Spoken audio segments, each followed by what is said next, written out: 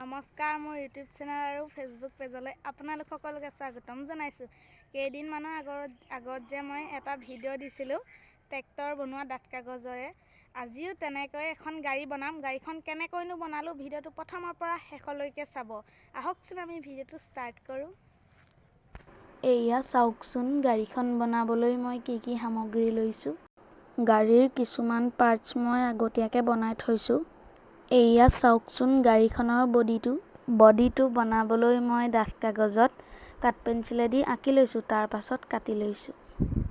এইখন তাৰ ওপৰৰ ৰুফখন আৰু এইকেইটা হ'ল চকা। গাড়ীখনৰ পাৰ্টছবোৰ বনোৱা যদি ভিডিঅ' লাগে মোক কমেণ্টত জনাব।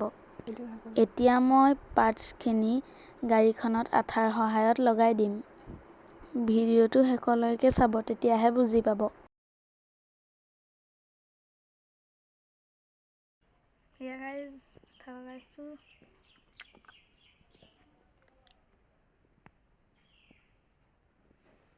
এয়া গাইজ লাগি গ'ল আমাৰ তলৰ এইটো। গাড়ীখনৰ বৰ ধুনীয়া লুক। এইখন আমাৰ গাড়ীখন প্ৰায় কমপ্লিট হৈছে আৰু ইয়াত এতিয়া কালাৰ কৰিব লাগিব। গাড়ীখনত কালাৰ কৰিবলৈ মই গ্ৰীণ কালাৰটো লৈছোঁ। গোটেই গাড়ীখন মই গ্ৰীণ কালাৰ কৰি দিম। আপোনালোকে যদি গাড়ীখন বনায় তেতিয়াহ'লে আপোনালোকে নিজৰ ইচ্ছাৰ মতে ৰং দিব পাৰিব। মোৰ গ্ৰীণ কালাৰটো ভাল লাগিলে সেইবাবে মই গ্ৰীণ কালাৰটো ব্যৱহাৰ কৰিছোঁ। ইয়াত কালাৰ কৰিবলৈ মই ৱাটাৰ কালাৰ লৈছোঁ। প্ৰায়বোৰ বস্তুতে মই ৱাটাৰ কালাৰেই কৰোঁ। আপোনালোকে যদিহে মোৰ আগৰ ভিডিঅ'বোৰ চাইছে তেতিয়াহ'লে গম পায়েই। এতিয়া মই গ্লাছ কেইখনত ৰং কৰিবলৈ লৈছোঁ।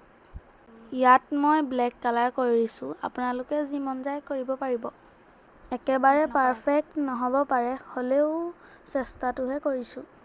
এইয়া চকাকেইটাত মই ব্লেক কালাৰ কৰিছোঁ।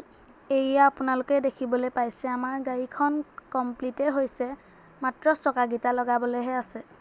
আৰু অকণমান দেৰি পাছতে আপোনালোকে এই গাড়ীখনৰ ফাইনেল লুকটো দেখিবলৈ পাব। আমাৰ গাড়ীখন কমপ্লিট হ'ল আৰু আমাৰ গাড়ীখনৰ ফাইনেল লুকটো হৈছে এইয়া। কেনেকুৱা লাগিছে ক'বচোন দেই। ভিডিঅ'টো চাই কেনেকুৱা পালে প্লিজ কমেণ্ট কৰি জনাবলৈ নাপাহৰিব আৰু লাইক কৰিব, যিমান পাৰে শ্বেয়াৰ কৰিব আৰু যদি মোৰ ইউটিউবৰ চেনেলটো ছাবস্ক্ৰাইব কৰা নাই তেনেহ'লে ছাবস্ক্ৰাইব কৰি দিব। ইনষ্টাগ্ৰামত পঞ্চানন শইকীয়া বুলি আছে, ফ'ল' কৰিব আৰু ফেচবুকৰ পেজটো ফ'ল' কৰি দিব। আজিলৈ বাই বাই, নেক্সট ভিডিঅ'ত লগ পাম।